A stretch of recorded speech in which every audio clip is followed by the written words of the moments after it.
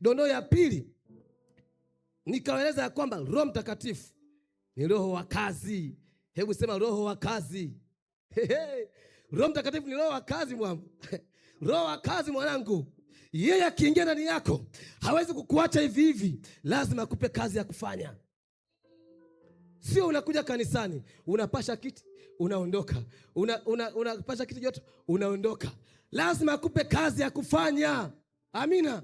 Huyo ndio ninayemjua mimi, Roho Mtakatifu wa kitabu cha Matendo ya Mitume 2 kuanzia mstari wa 1. Lazima akupe kazi kwa sababu anakufanya tayari umekuwa hai.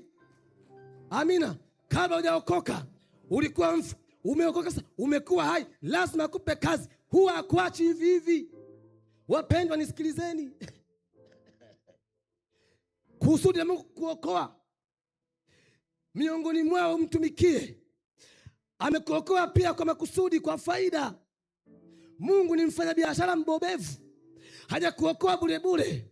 Lengo la kukuokoa la kwanza kubwa, umzalie matunda. Wewe uwe sehemu ya kuwaleta wengine.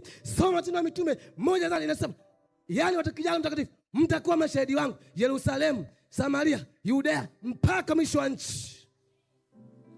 Ndio kusudi la Mungu la kuwajaza watu kuwa mashahidi.